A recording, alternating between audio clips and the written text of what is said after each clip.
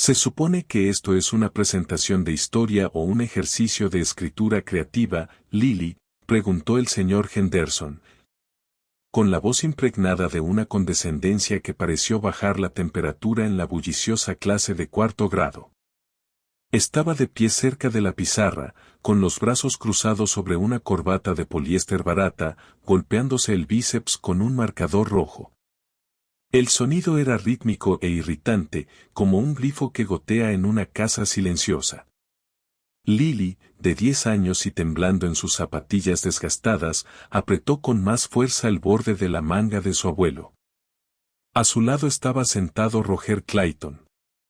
Tenía 82 años, encogiéndose hasta convertirse en un hombre que una vez fue más grande que la vida. Llevaba una chaqueta roja de tweed que había visto décadas mejores, con la tela ligeramente deshilachada en los puños, y un par de pantalones marrones que se le arremolinaban alrededor de los tobillos. Sus manos, manchadas por la edad y los temblores, descansaban sobre un sencillo bastón de madera. Parecía un hombre que se pasaba los días alimentando palomas en el parque, sin cambiar el curso de la historia.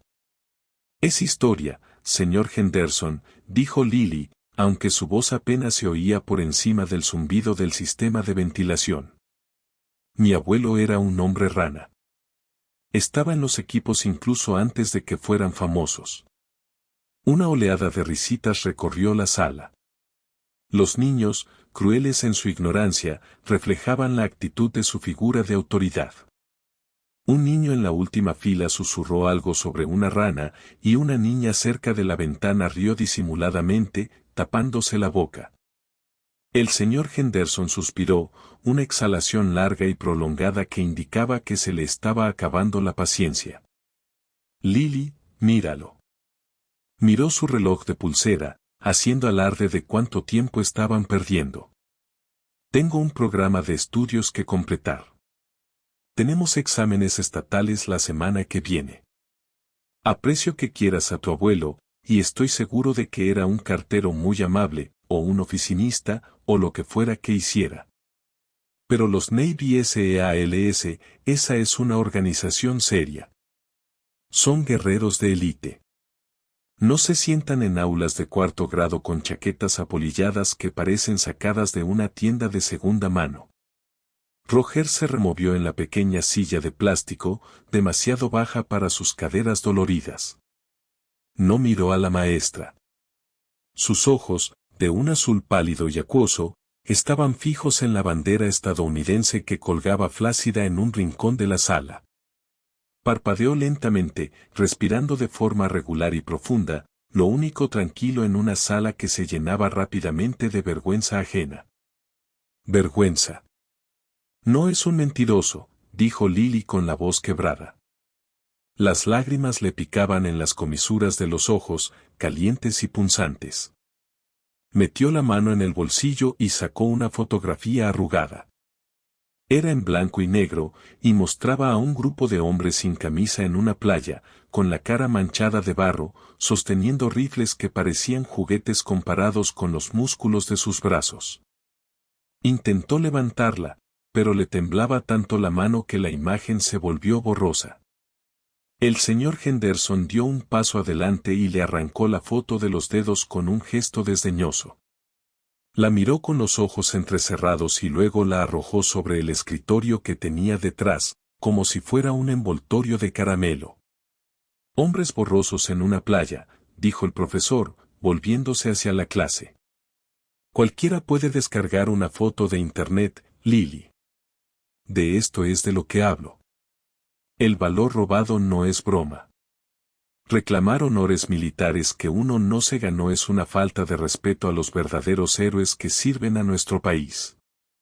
Miró a Roger, con una expresión endurecida en una mueca de desprecio. Señor, voy a tener que pedirle que espere en el pasillo. Está perturbando el ambiente educativo y, francamente, permitir esta fantasía no es saludable para su nieta.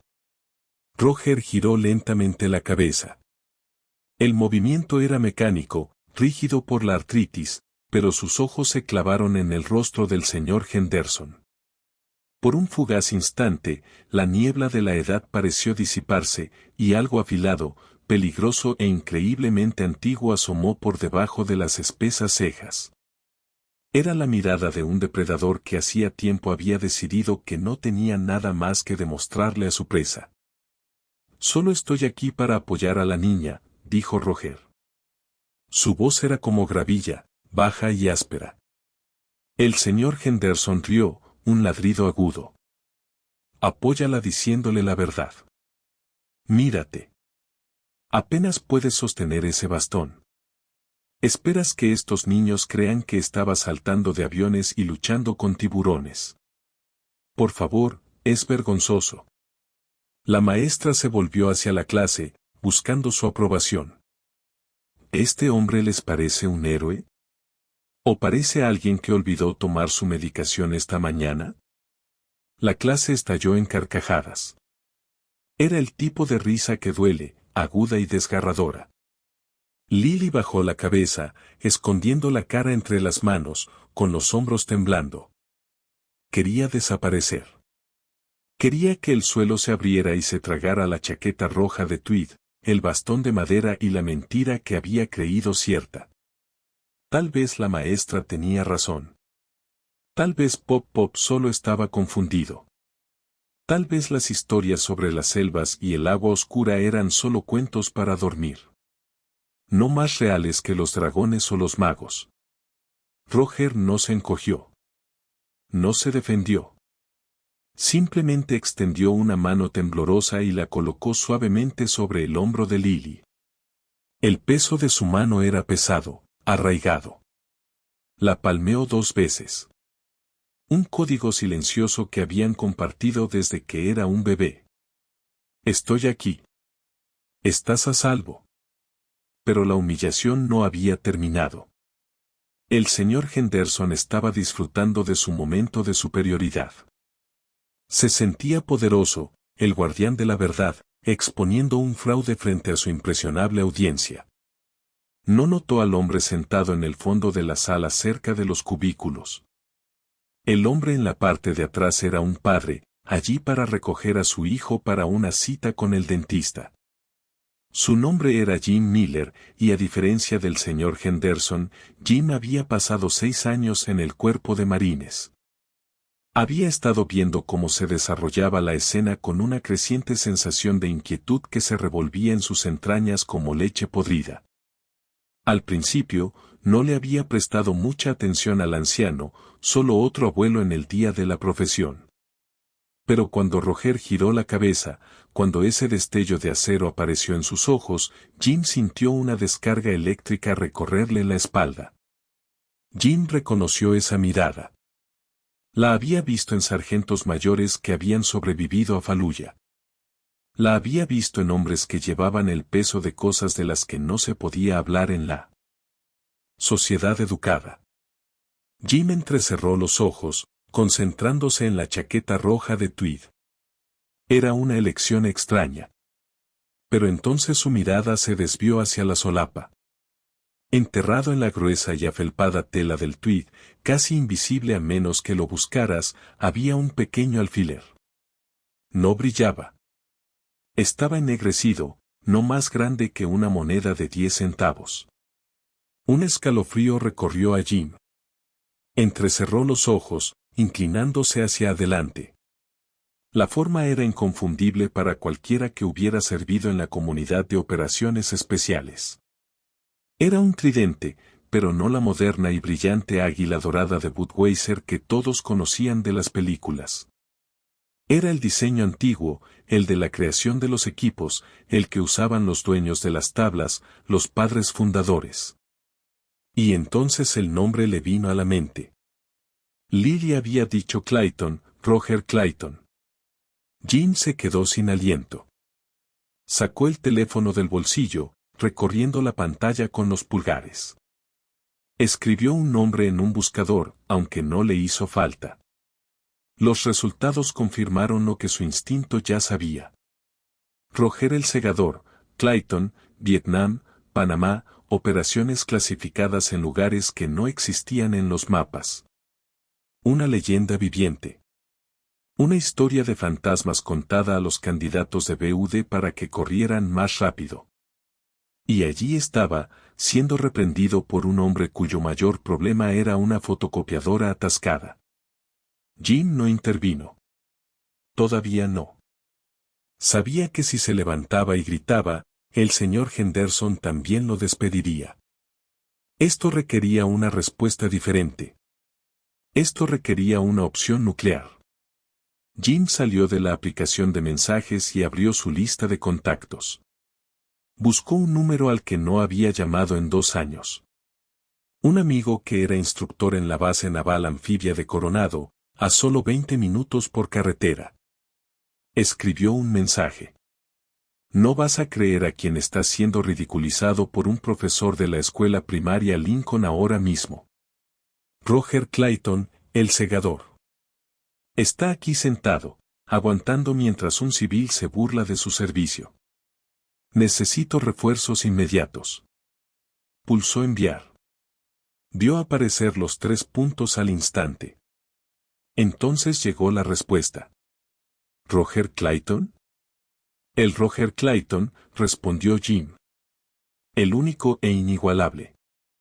Llevaba una chaqueta roja de tweed. El profesor lo llama caso de valor robado. Es feo. La respuesta fue inmediata. No lo dejen irse. Estamos entrenando a una unidad de primer nivel a 5 kilómetros de aquí. Vamos. Denos 10 minutos. Jim se recostó en su asiento. Una sonrisa sombría se dibujó en sus labios. Miró al señor Henderson, que ahora estaba dando una charla a la clase sobre la importancia de la integridad académica. No tienen ni idea de lo que les espera. Pensó Jim. No tienen ni la menor idea. De vuelta al frente del aula, el tormento continuaba. El señor Henderson estaba en racha. Había pasado de burlarse de la chaqueta a burlarse de la idea misma del servicio de Roger. Ya ven, clase. El profesor hablaba monótonamente. Caminaba de un lado a otro. Los verdaderos soldados se comportan con cierta postura. Tienen disciplina. No se encorvan. Y ciertamente no les cuentan cuentos a las niñas para sentirse importantes. Es una condición psicológica, en realidad. Una necesidad de validación. Lily sollozó en silencio. Roger mantuvo su mano en su hombro, sus ojos moviéndose del profesor a la puerta. Luego de vuelta al profesor. Estaba calculando distancias. Estaba evaluando amenazas. Incluso a los 82 años, la programación era profunda, pero se mordió la lengua. Había aprendido hacía mucho tiempo que a los leones no les importan las opiniones de las ovejas. Sin embargo, el silencio se interpretó como debilidad. El señor Henderson confundió la restricción con vergüenza. Creo que es hora de que se vaya, señor Clayton, dijo el profesor, señalando la puerta, y se lleve el bastón. No quiero que haga tropezar a ninguno de los estudiantes. Roger comenzó a levantarse lentamente. Fue un proceso doloroso. Sus rodillas crujieron de forma audible. Se apoyó con fuerza en el bastón, con los nudillos blancos. Se ajustó la chaqueta roja de tweed, abotonándose el botón central con dedos temblorosos. Lo siento, Lily, susurró. No quería armar un escándalo. No, papá, gritó Lily, agarrándole la mano. No te vayas, por favor. El señor Henderson volvió a mirar su reloj. Adelante. La oficina del director está al final del pasillo, a la izquierda. Puedes esperar allí a que la madre de Lily te recoja. Voy a presentar un informe sobre este disturbio. El aula estaba en silencio, las risas se habían apagado en un silencio incómodo y pesado. Los niños observaban, presintiendo que algo cruel estaba sucediendo, aunque no lo comprendieran del todo. De repente, un sonido rompió el silencio. Al principio fue distante, una vibración baja y vibrante que resonó en los cristales de las ventanas. Se hizo más fuerte, un rítmico chasquido que cualquiera que viviera cerca de una base militar reconocería al instante. Pero esto fue bajo. Esto estuvo cerca. El señor Henderson frunció el ceño y miró hacia la ventana. ¿Es un helicóptero?, preguntó molesto. El sonido se intensificó hasta que pareció que el techo se iba a desprender. Entonces, el rugido distintivo de los pesados motores diésel se unió a la cacofonía. Los neumáticos chirriaron en el estacionamiento de afuera. Las puertas se cerraron de golpe, pesadas puertas blindadas. Las voces gritaron órdenes. Afiladas, afiladas, distintivas, agresivas. El señor Henderson parecía nervioso. ¿Qué demonios está pasando? ¿Hay un simulacro de incendio? Jim Miller, al fondo del salón, se puso de pie. Cruzó los brazos y se apoyó contra la pared. No es un simulacro, dijo en voz alta. El maestro se dio la vuelta. Disculpe, dije. No es un simulacro, dijo Jim, con voz tranquila. Quiere hablar de soldados de verdad. Quería hablar de validación. Creo que su plan de elección acaba de actualizarse. Antes de que el maestro pudiera responder, el pasillo fuera del aula estalló con el sonido de botas. No se oía el arrastrar de zapatillas, sino el pesado y sincronizado golpe sordo de botas de combate moviéndose con urgencia. Sonaba como una tormenta atrapada en el interior. La puerta del aula no se abrió sin más. Se abrió de par en par con una fuerza que hizo vibrar las bisagras. Dos hombres entraron primero. Eran gigantes. Vestían equipo táctico completo, uniformes multicámara, portaplacas cargados de cargadores, fundas de pernera abatible y cascos con auriculares de comunicación. Llevaban rifles colgados del pecho. Los cañones apuntaban al suelo, pero estaban listos.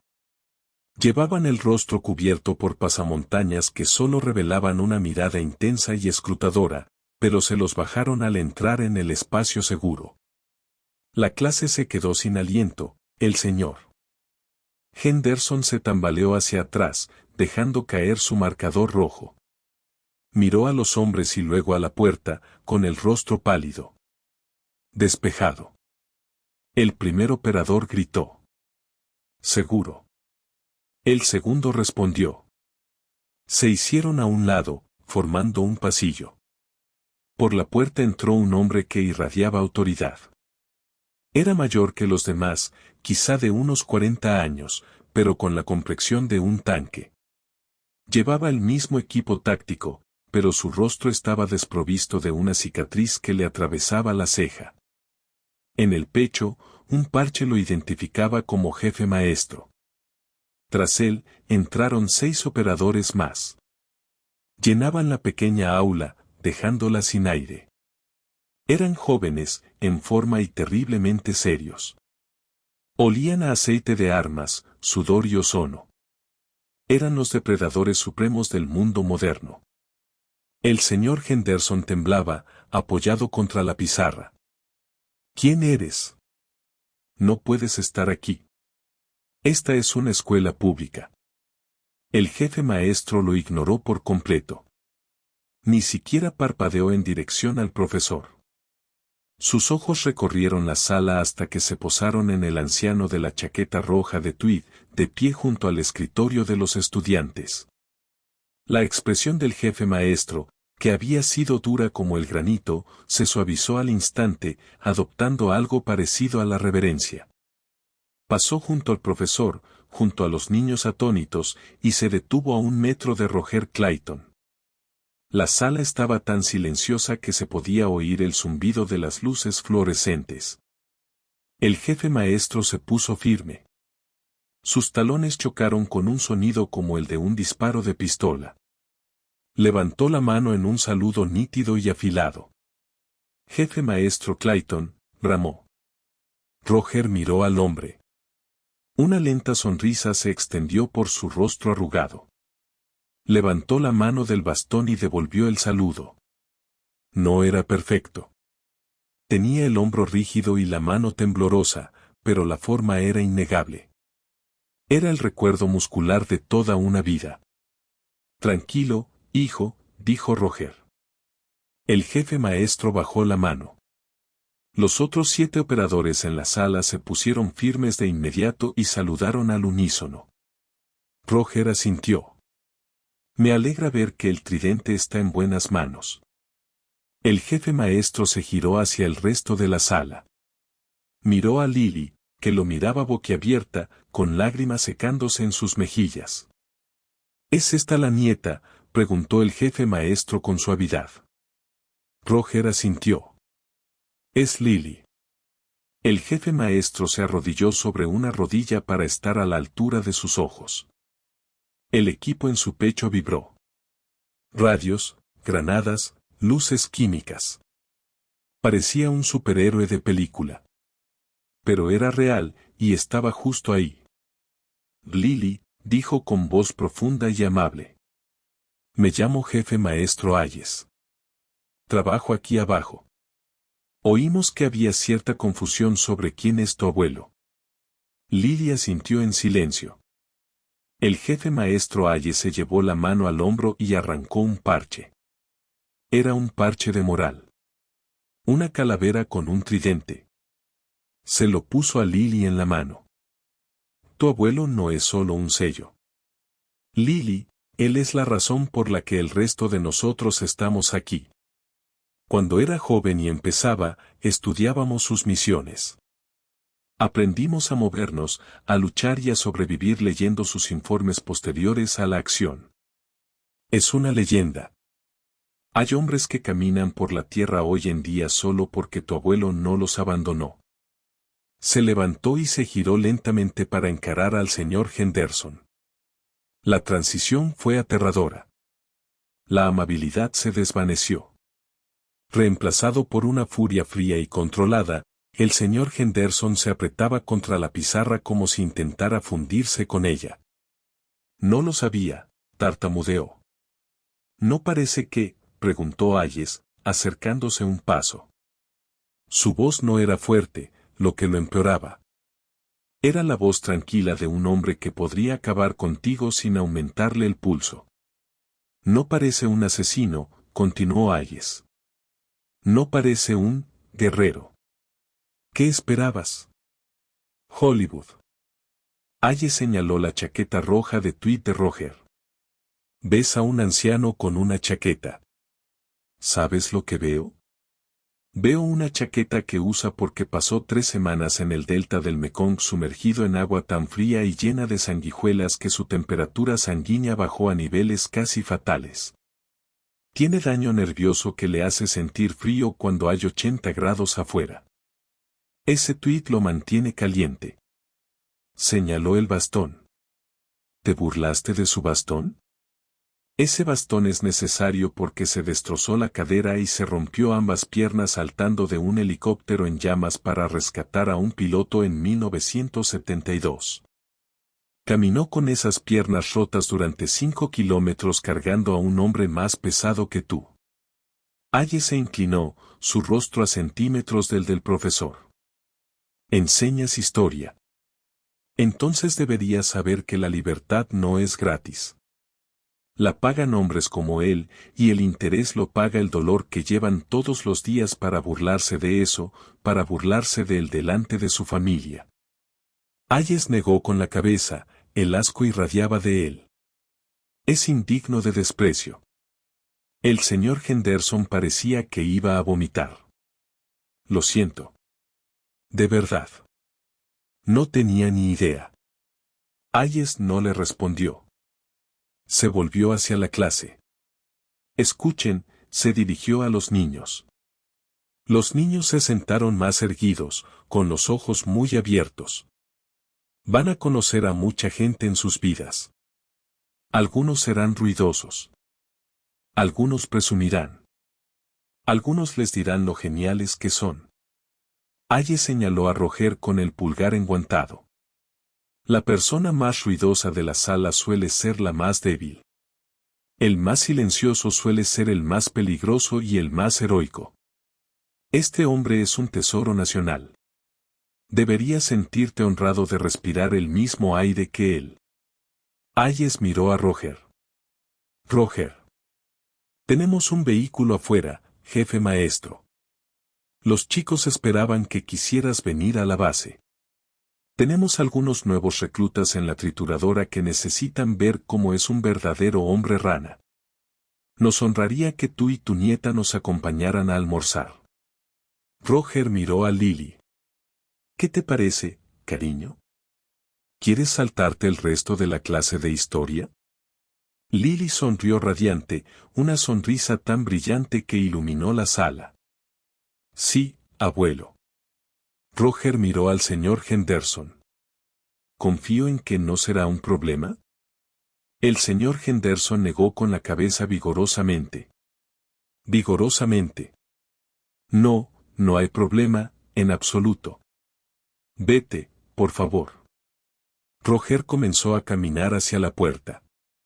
Mientras se movía, la unidad de foca se apartó para dejarlo pasar, de pie en posición de firmes.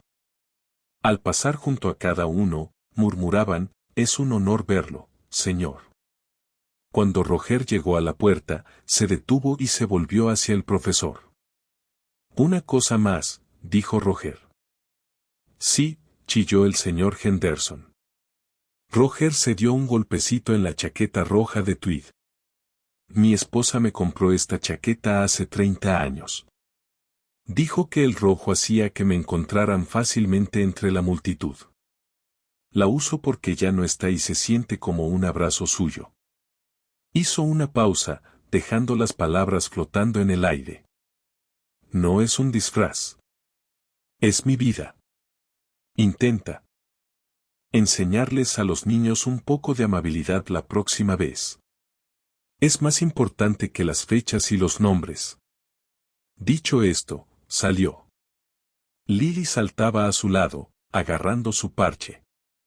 El escuadrón de focas salió tras ellos, una falange de armadura moderna protegiendo una reliquia antigua. El sonido de los motores del exterior rugió. Las pesadas puertas se cerraron de golpe. Los neumáticos crujieron sobre la grava. Y entonces el helicóptero arrancó, el sonido de las aspas batiendo el aire hasta someterlo al despegar, presumiblemente escoltando al convoy. Dentro del aula, el silencio se prolongó un largo rato.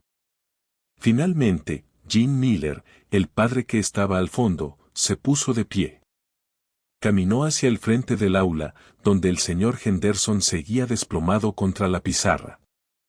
Jim recogió el rotulador rojo que el profesor había dejado caer. Lo colocó con cuidado sobre el escritorio. Creo que con esto termina la presentación, dijo Jim. El señor Henderson no se movió. Se quedó mirando la puerta vacía, con el fantasma de su propia arrogancia acechándolo. Los niños miraron la silla vacía donde se había sentado Roger. Era solo una silla de plástico. Pero ahora parecía un trono. 2 horas después, en la base naval anfibia, el ambiente estaba electrizante. El comedor estaba despejado. Una mesa larga estaba dispuesta en el centro. A la cabecera de la mesa estaba sentado Roger, todavía con su chaqueta roja de tweed. Una servilleta metida en el cuello. Lily se sentó a su lado, con una gorra del equipo SEAL 3 tallas más grande, comiendo helado con una cuchara de plástico. A su alrededor estaban 50 de los hombres más letales del planeta. No comían. Estaban escuchando. Así que ahí estábamos, dijo Roger, con la voz más fuerte ahora. La aspereza suavizada por un sorbo de agua. Sin munición, sin radio, y la marea estaba subiendo.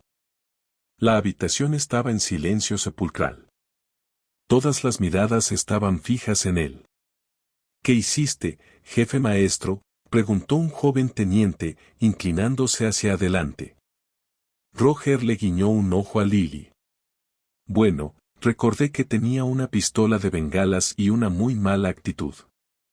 La habitación estalló en carcajadas.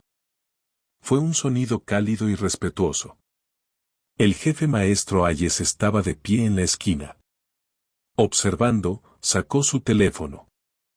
Había recibido un correo electrónico del director de la escuela. Era una disculpa formal, con copia al superintendente. Declaraba que el señor Henderson se sometería a un curso obligatorio de capacitación en sensibilidad y que se celebraría una asamblea formal para honrar a los veteranos locales, con una invitación para que el señor Clayton hablara si estaba dispuesto. Hayes sonrió. Caminó hacia la mesa y puso una mano sobre el hombro de Roger. Señor, el almirante acaba de llamar. Escuchó que estaba en cubierta. Está bajando. Roger agitó una mano agresivamente. Dígale que espere. Le estoy contando a mi nieta sobre la vez que robamos el jeep del general. Hayes rió entre dientes. Sí, señor. Roger miró a Lily. Estaba radiante. Lo miró no solo con amor, sino con una nueva comprensión. Vio al hombre dentro de la chaqueta. Vio el acero debajo de la piel. Roger sonrió. Palmeó el tuit áspero de su manga. Es el mejor camuflaje que existe, Lily. Te permite esconderte a plena vista. Miró a su alrededor, al mar de rostros jóvenes, la nueva generación de guerreros que llevarían la antorcha que él había encendido hacía tantos años. Pero a veces, susurró, más para sí mismo que para ella. A veces, es bueno ser visto. Cuando el almirante entró, la sala volvió a la normalidad. Pero Roger simplemente permaneció allí sentado, tomando su sopa. El rey del castillo, la leyenda de la chaqueta roja de tweed, finalmente, y completamente reivindicado, y de vuelta en la escuela primaria Lincoln, en la pizarra del aula de Henderson. Alguien, tal vez Jim, tal vez un estudiante, había escrito una sola frase con rotulador rojo. Los héroes no siempre llevan capa. A veces llevan tweed. El señor Henderson no la borró durante una semana. Fue la mejor lección de historia que jamás había impartido.